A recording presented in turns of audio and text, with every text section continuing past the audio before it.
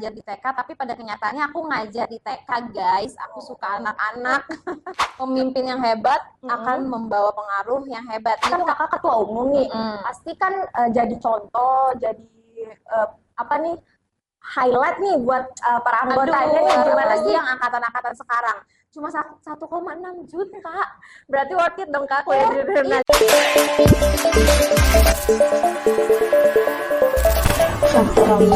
Bagaimana?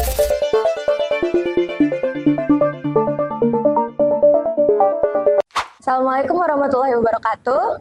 Kembali lagi bersama Outdoor Podcast. Pada sore kali ini saya Syamsina Ramadanti sebagai pembawa acara kedatangan seorang yang akan menjadi narasumber kita pada sore hari ini. Mari kita perkenalkan dulu kepada Kak Putri, silakan. Oke, halo semuanya. Assalamualaikum warahmatullahi wabarakatuh. Perkenalkan, nama aku Putri, mahasiswi akhir semester 8. Udah tua, mahasiswi semester tua ya. Semester 8. Saat ini aku sedang memegang posisi sebagai Ketua Umum HMI Komisariat Universitas Darun Najah. Jadi meskipun udah nggak ada mata kuliah, kita tetap bolak-balik kampus ya. Sibuk ya kak. Makanya dosen sebenarnya udah ngejar-ngejar terus nih, Putri kapan skripsi gitu kan. Cuman ya gimana gitu. Terlalu banyak organisasi yang diikuti mungkin kak. Iya mungkin. Terus juga kan ada kerjaan juga kan. Kebetulan kan aku ngajar di TK. Mungkin kalau orang ngeliat aku sekilas kayak nggak cocok ngajar di TK, tapi pada kenyataannya aku ngajar di TK, guys. Aku suka anak-anak. Halo semuanya. Yang belum kenal, nanti follow Instagramnya di bawah. Boleh. Gimana nih? Kali ini kita akan pada pembahasan Great Leader, Great Influencer. Ya, oke. Great Leader, Great Influencer. Keren banget temanya ya. Dari siapa itu temanya ya? Pokoknya keren banget yang ngasih tema itu. Great Leader, Great Influencer. Berarti itu maksudnya kan pemimpin yang hebat akan membawa pengaruh yang hebat. Gitu nggak sih? Iya, benar kan? Oke, kalau Siam sendiri semester berapa dah? Aku lagi semester 4 di administrasi bisnis, Kak. Oke, semester 4. Ya udahlah, tanya-tanya aja nih, kita udah siap ngejawab, tapi jangan susah-susah ya. Boleh. Kalau untuk Kak Putri sendiri nih, kesibukan sehari-harinya selain ngajar dan kuliah itu apa sih? Oke, jadi aku kuliah juga, ngajar juga, dan organisasi juga. Kebetulan ada beberapa organisasi sih. Ada HMI Komisariat Universitas Darun Najah. Kemudian aku juga ikut di organisasi sosial ya.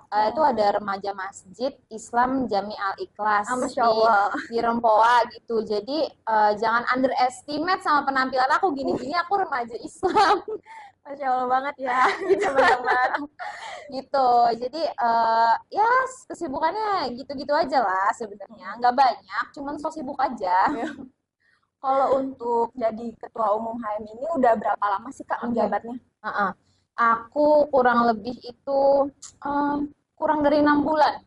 Jadi aku pelantikan itu di tanggal bulan Desember lah, aku lupa tanggal berapa. Pokoknya di bulan Desember itu aku dilantik di ini Aula 4 Windu. Aula 4 Windu.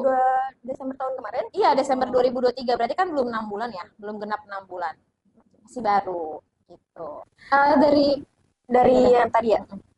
Terus gimana sih Kak cara memotivasi anggota kakak? Nih kan kakak ketua umum nih, pasti kan jadi contoh, jadi highlight nih buat para anggotanya nih. Gimana sih cara motivasinya gitu? Cara memotivasi dalam perihal apa nih gitu? Semangat berorganisasi kah? Atau berprestasi di dalam kuliah kah? Atau gimana? Karena motivasi itu kan banyak. Dalam hal apa nih motivasinya? Banyak Kak. Jadi kayak mungkin untuk mahasiswa-mahasiswa yang belum mau untuk ikut organisasi, untuk anggota-anggotanya yang masih mau hadir lah untuk itu.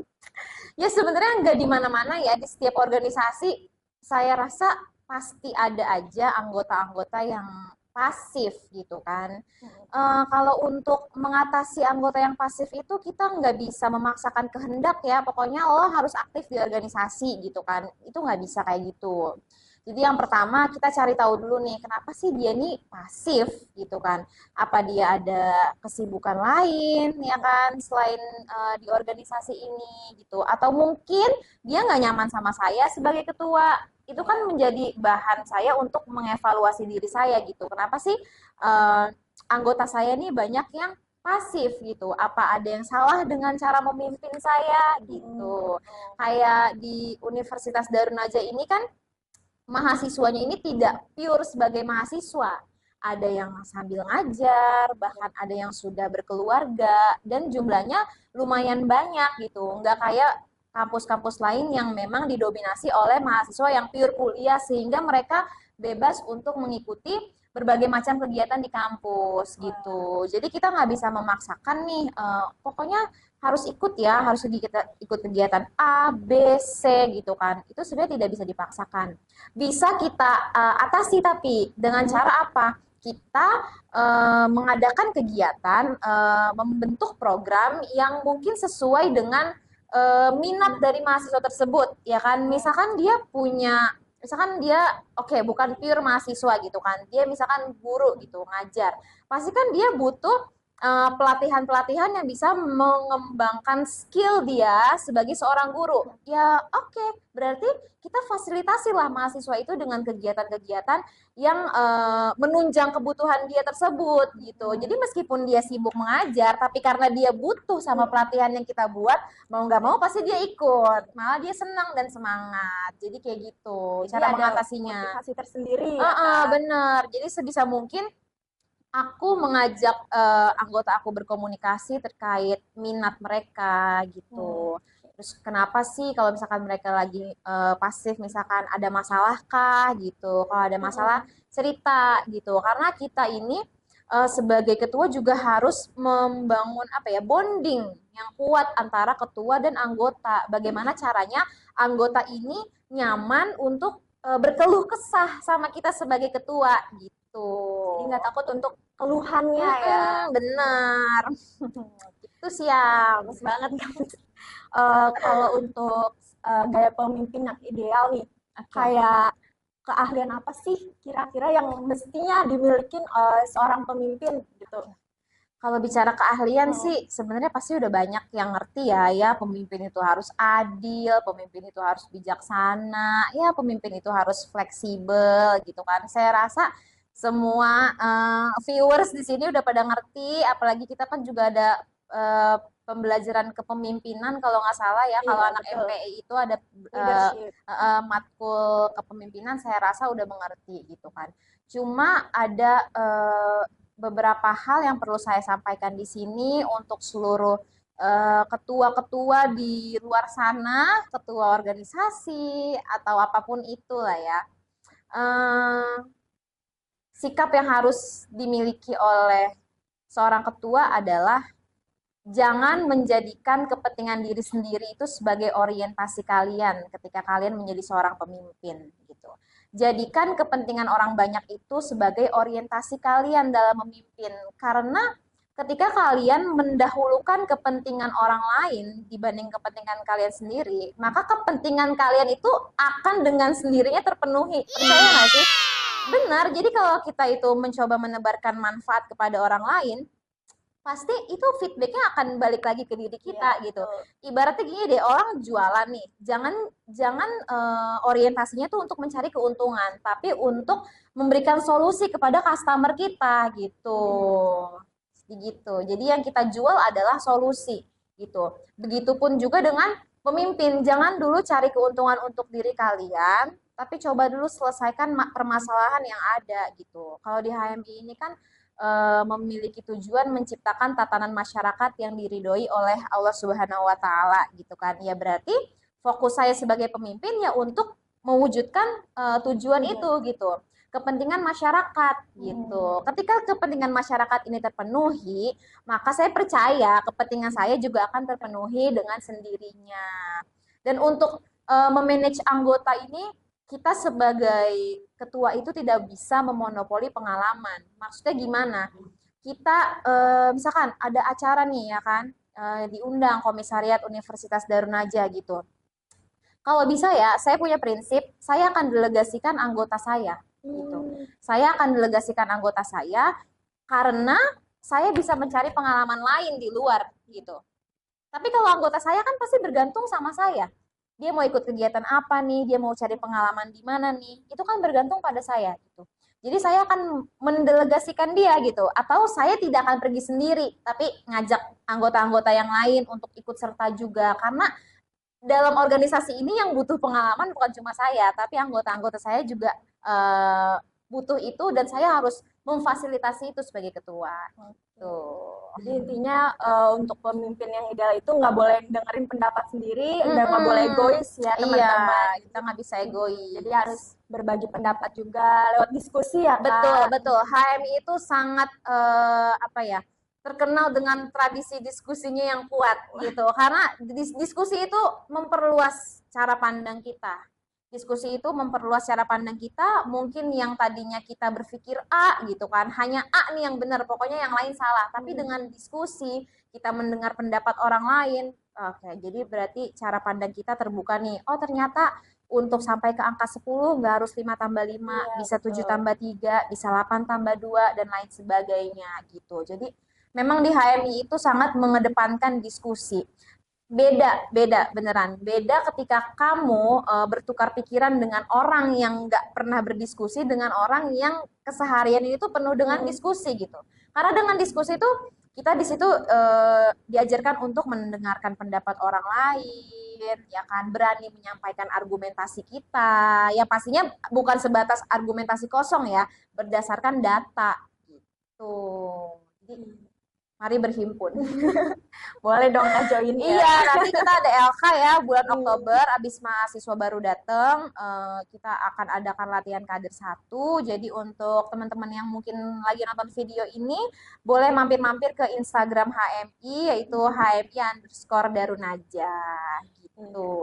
Untuk selanjutnya mungkin nih Kak, kalau kayak kinerja anggota tim nih kan banyak yang nggak melulu harus lurus, harus pada tujuan organisasi. Itu gimana sih Kak cara memperbaikinya? Maksudnya gimana nih?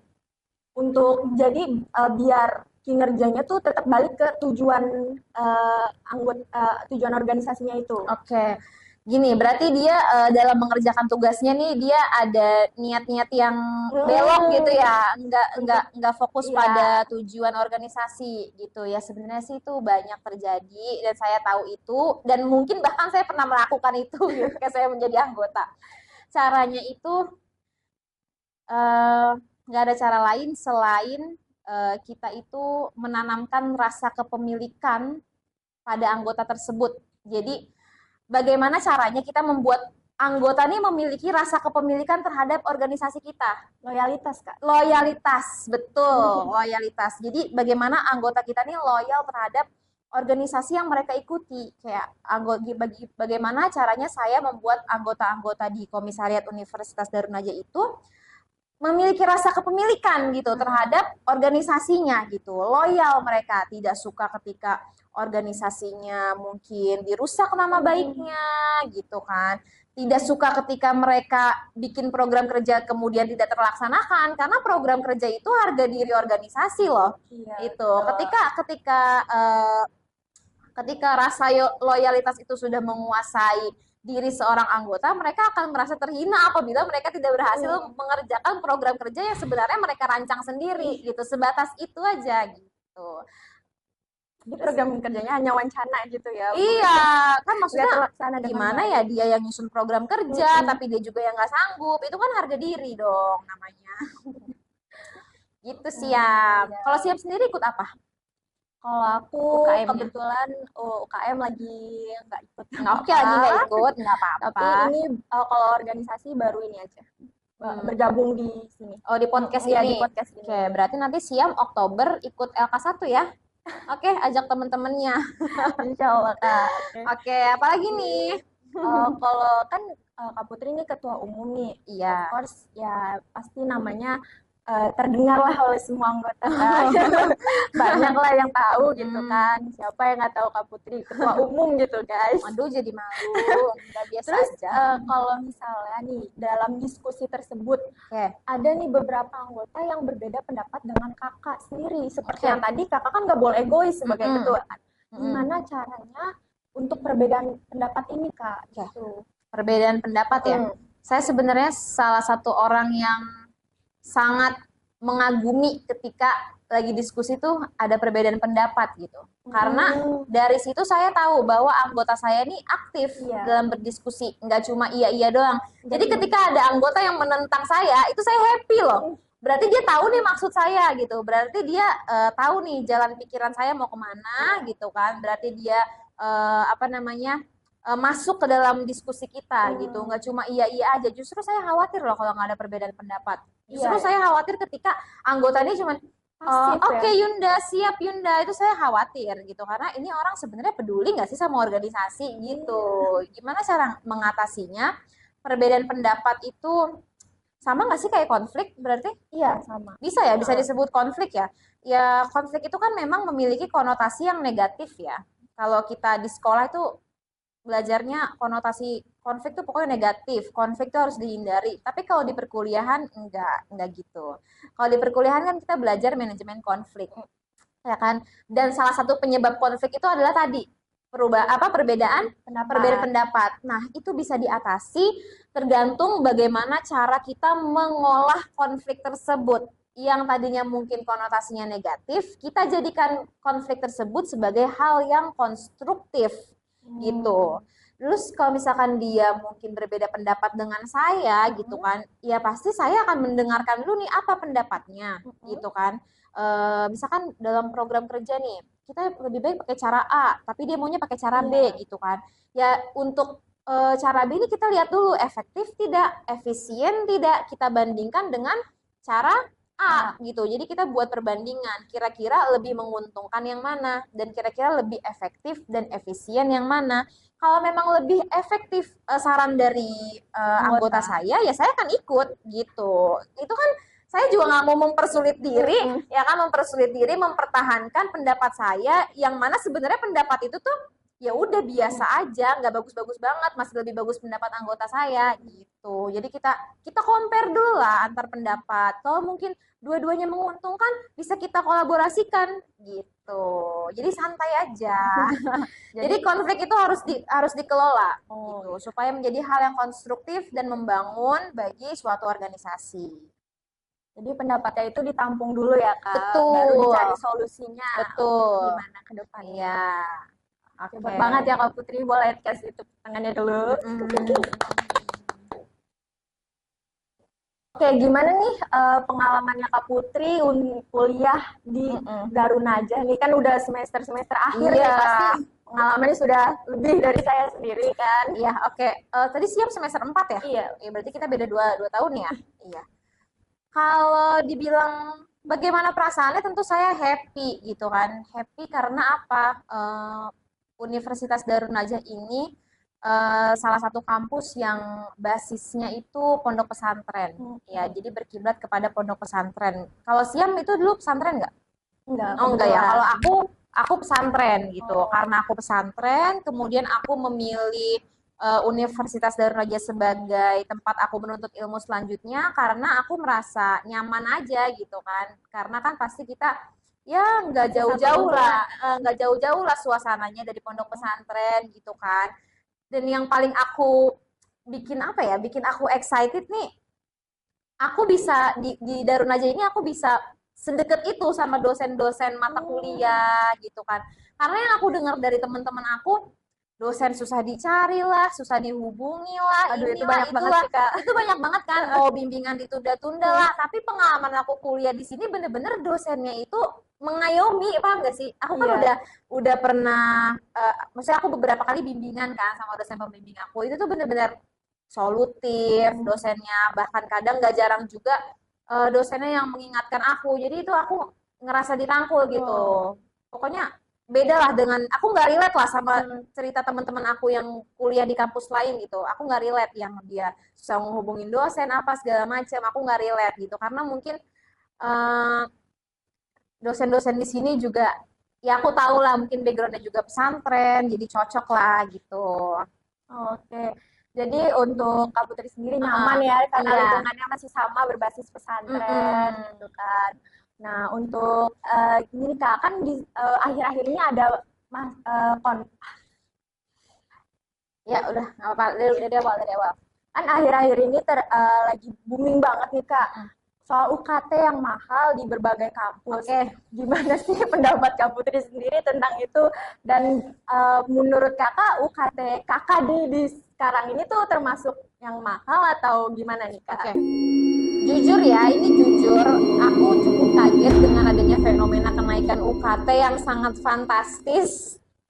Tapi di samping itu aku bersyukur karena aku kuliahnya di Darun Najah, di Universitas Darun Najah. Karena apa ya, biaya UKT aku ini kan per semester itu 3 juta. Tapi kalau angkatan yang di bawah aku nih, UKT-nya malah 1,6. Biasanya kampus-kampus lain ini makin kesini makin mahal. Kalau Darun Najah makin kesini makin murah gitu.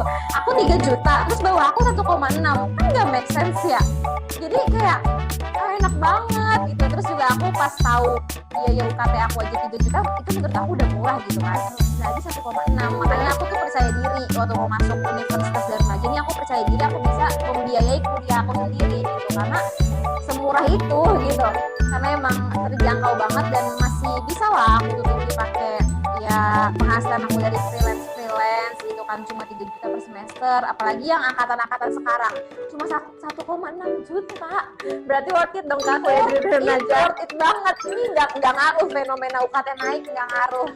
Nggak ngaruh sama sekali tuh teman-teman Darun Najah.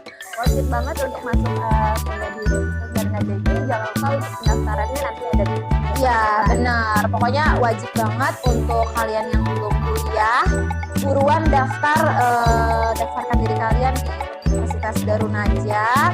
Boleh nanti kunjungi Instagramnya, mungkin kalau mau lihat kegiatan-kegiatan kita di banyak Instagram banget ada teman-teman. di univ.darunajah. Jadi kegiatannya banyak, internalnya kita ada DEMA, ada UKM UKM, UKM-nya ada banyak juga, ada LDK, silat, lingkar pena, apalagi sih futsal, ya pokoknya berbagai macam lah. Eksternalnya ada HMI yang akan memotivasi teman-teman semua untuk bisa melanjutkan pendidikan di sini ya. UKM. Pokoknya udah worth it banget lah ya kan, worth it banget, biaya kuliah murah, dosennya responsif, solutif ya kan, kegiatannya juga banyak. Oke. Jadi jangan sampai ketinggalan gitu. Kita kuliah di Universitas Darun Najah. Oke, terima kasih untuk Kak Putri Ya, sama-sama. sudah mau hadir pada sore hari ini di Outdoor Podcast yang benar-benar menginspirasi banget ya teman-teman. Sangat-sangat memotivasi untuk kita bisa lebih lagi melanjutkan pendidikan, terutama di jenjang perkuliahan. Penting ya Kak kuliah? Penting karena nggak semua hal itu bisa kita dapatkan di luar perkuliahan. Jadi keuntungan orang yang berkuliah itu mereka bisa dapat ilmu di dalam perkuliahan dan bisa dapat juga ilmu di luar perkuliahan. Dengan apa? Dengan berorganisasi, dengan pekerjaan dan lain sebagainya. Jadi tolong untuk semua mahasiswa, gunakan sebaik mungkin kesempatan kalian dalam berkuliah ini. Jangan malas-malasan, berorganisasi boleh, kerja boleh, tapi tetap kuliah jangan ditinggalin. Kuliah jangan ditinggalin, jangan males kuliahnya. Sayang-sayang, tuh UKT naik loh kalau di kampus luar, tapi udah enggak ya, tetap murah, tetap terjangkau. Oke, untuk Kak Putri. Ya sama-sama siap. Oke, terima kasih Kak Putri untuk berbagi ilmu dan pengalamannya yang cukup luar biasa ya, termasuknya untuk menginspirasi teman-teman di luar sana yang mendengarkan podcast ini. Oke, ulang. Apa bloopers? Yuk, lanjut. Oke, terima kasih untuk Kak Putri yang sudah berbagi ilmu dan pengalamannya dalam berorganisasi yang akan menginspirasi teman-teman di luar sana. Sekian untuk Outdoor Podcast hari ini. Kurang lebih mohon maaf. Assalamualaikum warahmatullahi wabarakatuh. Waalaikumsalam warahmatullahi wabarakatuh.